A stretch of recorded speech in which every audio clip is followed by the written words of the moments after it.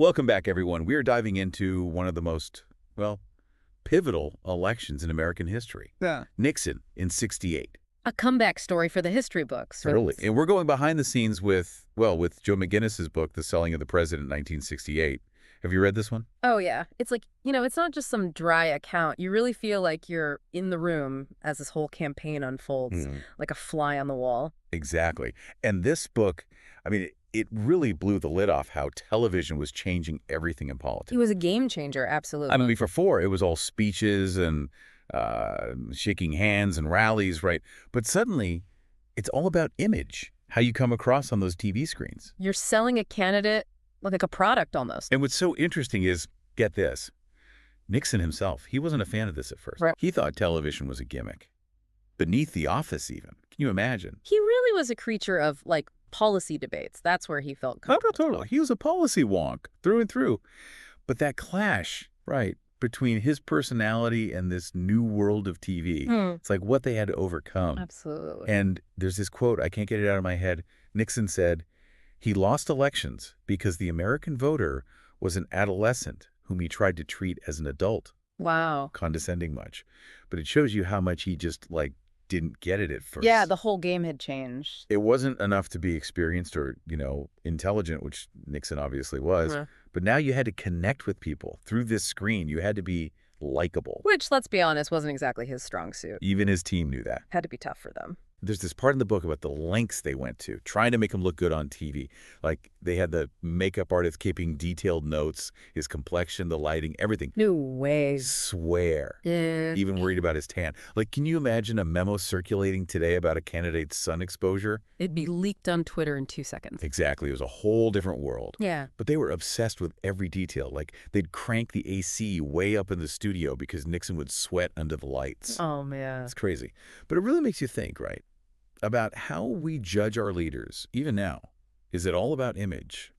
Or has TV, if anything, made it more, human? It's the question, isn't it? What's more important, the person or the image? We're still dealing with that today. So you've got Nixon, brilliant with policy, but on TV, let's just say not exactly a natural. Right. So his team, they knew they needed, a whole different strategy. And this is where it gets interesting. They bring in these advertising gurus, right? The madmen of their day. Oh, yeah. Guys like Harry Trelevin, Frank Shakespeare. These were product salesmen, not political people. Exactly. And they treated the whole campaign like they were selling toothpaste or something. Which, when you think about it, was kind of revolutionary at the time. It really was. They dove deep into this thing called semantic differential. Sounds complicated. Basically, they analyzed how voters responded emotionally to different words and ideas, trying to tap into their subconscious desires. Fascinating. It's like they were engineering the campaign to push people's buttons, And it makes you wonder, did that change how we see our leaders? Are we more focused on the image than the actual person, even now because of that? Totally. It's where do you draw the line? Right. And one of the things they did was these panel shows with Nixon. But, of course, it was all totally staged. Oh, I bet. They picked the participants, planted questions, everything to make Nixon look good. They were controlling the narrative. That's power right there. And then you have the commercials they were making. This is where they got really creative. Oh, yeah. Instead of having Nixon on camera a lot, they used still photos, music. Interesting. Why do that? Well, they realized it wasn't about, bombarding people with facts and figures. It was about creating a feeling, an emotional connection. I see. There's this one ad, the woman commercial. I might have seen that one. It shows this woman walking alone at night, and the voiceover talks about rising crime rates. Super eerie. Playing on fear. Exactly. They were even trying to have a real discussion about crime policy. It was all about, tapping into this gut feeling. Wow. So it worked then. Oh, yeah. And one of the ad guys, Gene Jones, he said the key was the relationships, the arrangement. It wasn't about big ideas. It was about crafting the right feeling, the right mood. So we've got Nixon, this very cerebral guy, right, who loves to debate policy. Right. And they're basically packaging him like a bar of soap or something. Yeah, it's kind of a recipe for disaster, isn't it? Totally. And you can feel it in the book. The more control these ad men have, the more Nixon chafes under it. Makes sense. He wants to talk substance. They want to talk image. Exactly. Hmm. And it's like he's stuck in this weird in-between space. You almost feel bad for him. I guess so. Even if you disagree with him politically, it's tough to watch that, trying to be something you're not. And it all comes to a head in that Boston panel show McGinniss writes about. Oh, yeah, the one that goes totally off the rails. That's the one. Like you could practically feel the tension in the room.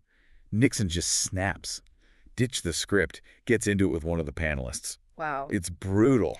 But You almost wonder if in those moments when he's being like totally real, that's when he's actually connecting with people the most. interesting. So the manufactured authenticity backfires. In a way, and you have to remember, Humphrey, his opponent, total opposite. He's all about the old way of campaigning. More off the cuff. Exactly, just being himself, Hmm. which back then might have actually hurt him. How so? Well, maybe voters were starting to want something more polished on their TV screens. I don't know. It's a tough one. It really is. And that's what makes this book so relevant even now, right?